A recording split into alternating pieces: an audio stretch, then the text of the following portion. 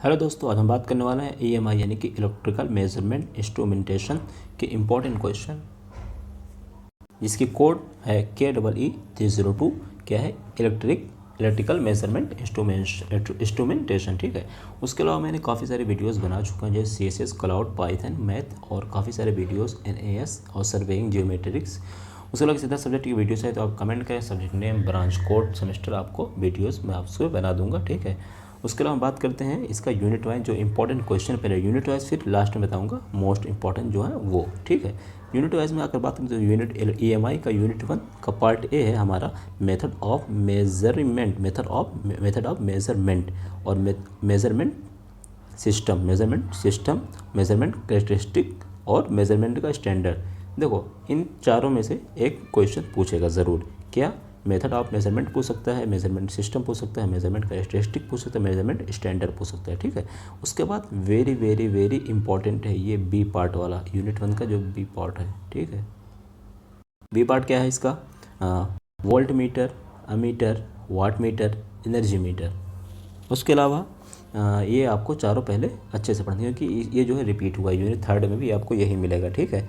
तो आपको ये सारे जो है अच्छे से पढ़ना है, क्योंकि 2 बार आया, यूनिट में 1 में भी आया, यूनिट 3 में आया, तो इसके आने के चांसेस 90% है, उससे भी ज़्यादा है। ठीक है। तो आपको वोल्ट मीटर देख लेना है, इसका जो है फिगर वगैरह देख लेना है, अमीटर देख लेना है, इसका स्ट्रक्चर वगैरह सबका देख लेना है। ठीक है। वाट मीटर, देखो अगर अमीटर आएगा तो वाट मीटर भी पूछेगा, और हो सकता है वोल्ट मीटर या फिर एनर्जी मीटर पूछ सकते हैं, but ammeter and watt meter साथ में पूछेगा, और वोल्ट मीटर या फिर एनर्जी मीटर आपसे पूछ सकता है। ठीक है। अब बात आती है यूनिट 3 की। यूनिट 3 से क्या पूछ सकता है? AC ब्रिज फॉर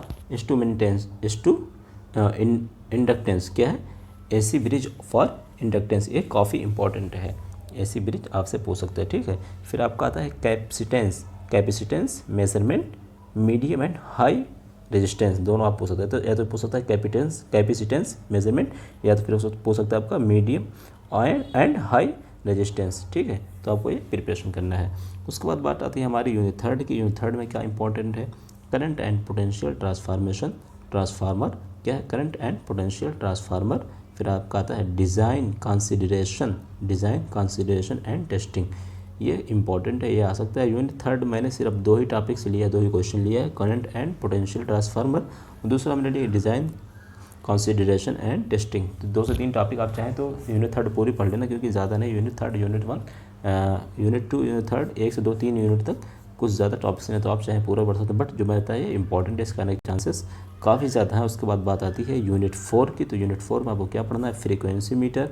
देखो मैंने बताया था आपको 3 से 4 मीटर, कौन कौन सा? Volt meter, ammeter, watt meter और एनर्जी मीटर। उसके बाद इसमें दिया है frequency meter and digital volt meter. तो इन तीनों पाँचों में से जो है 3 वो और 2 ये, पाँचों में से 1 से 2 क्वेश्चन आने की ज़रूर संभावना है, चांसेस हैं। कौन कौन सी? 3 तो मैं बता चुका हूँ। वहाँ फ्रीक्वेंसी मीटर आपको एक देख लेना, डिजिटल वोल्ट मीटर ये ज़्यादा इंपॉर्टेंट है, और फिर डिजिटल काउंटर, इसके आने के चांसेस भी काफ़ी ज़्यादा हैं। फिर हमारे नेक्स्ट टॉपिक है इसका यूनिट 4 का frequency and phase angle measurement. Frequency and phase angle measurement using CRO। ठीक है। ये आपको देखना है। उसके बाद नेक्स्ट आता है स्टोरेज ऑस्किलोस्कोप। क्या? Storage oscilloscope. ठीक है। ऑस्किलोस्कोप से भी एक क्वेश्चन पूछ सकता है। ठीक है। तो आपको पढ़ के जाना है। और यूनिट 5 मोस्ट इंपॉर्टेंट है। यूनिट 5 आपको बिल्कुल नहीं, क्योंकि इससे ज़्यादा काफ़ी सारे क्वेश्चन बनने के और आने के चांसेस हैं, लॉन्ग भी शॉर्ट भी बन सकता है इससे। ठीक है। क्या है? Measurement of displacement using LVDT, measurement of displacement using LVDT। ठीक है। फिर बात आती है हमारा next measurement position using hall effect sensor. उसमें यूजिंग LVDT है, इसमें यूजिंग हॉल इफेक्ट सेंसर है। फिर classification and selection of sensor का आपको क्या देखना है? सिलेक्शन और उसका क्लासिफिकेशन। ठीक है। यानी classification of sensor, of classification and selection of sensor. ठीक है। फिर मेजरमेंट ऑफ टेम्परेचर, मेजरमेंट का 2 से 3 क्वेश्चन मैंने बताया हूँ आपका। एक तो बताया हूँ कि मेजरमेंट ऑफ डिस्प्लेसमेंट, एक बताया मेजरमेंट ऑफ पोजीशन, दूसरा था मेजरमेंट ऑफ टेम्परेचर। तीनों से एक क्वेश्चन ज़रूर पूछेगा, तीनों अच्छे से पढ़ लेना। फिर यूनिट 5 का बी पार्ट जो है उसमें आपसे पूछ सकता है। इसमें 2 से 3 कॉन्सेप्ट हैं। आप एक कॉन्सेप्ट है कॉन्सेप्ट ऑफ स्मार्ट सेंसर। उसके अलावा concept of signal conditioning and data acquisition system. ठीक है। Acquisition system. फिर आपका concept of virtual instrumentation. 4 concept है। एक तो concept of smart meter, concept of signal conditioning, ये है कॉन्सेप्ट ऑफ, चौथा है concept of data acquisition system. तो चारों कॉन्सेप्ट में से एक क्वेश्चन आ सकता है, तो आप देख लेना, हो सकता है 2 भी आ जाए, कॉन्सेप्ट ऑफ स्मार्ट सेंसर और concept of virtual instrumentation, concept of signal conditioning, concept of data acquisition system.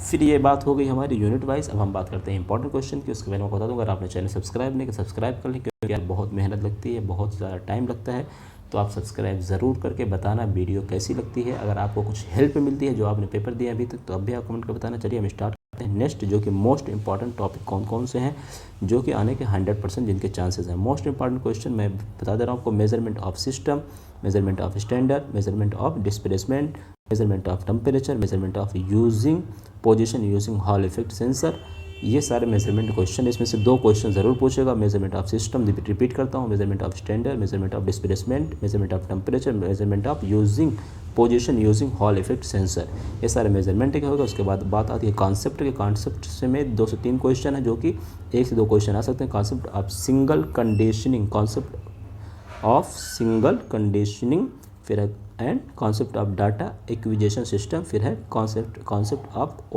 Ammeter, concept of वाला ये नहीं, कॉन्सेप्ट वाला क्वेश्चन फिर ये था लास्ट में है। एक क्वेश्चन और कॉन्सेप्ट का मैं आपको बता दे रहा हूँ, चलिए अभी मैं आपको लास्ट में बता दूंगा। ये है देखिए, concept of smart meter, concept of smart sensor and virtual instrumentation, concept of smart sensor and, यानी कॉन्सेप्ट 3-4 क्वेश्चन से 1 से 2 क्वेश्चन आ सकता है। तो आपको कॉन्सेप्ट वाला और मेजरमेंट वाला क्वेश्चन अच्छे से पढ़ लेना, क्योंकि 3 से 4 क्वेश्चन सिर्फ आएगा, ठीक है।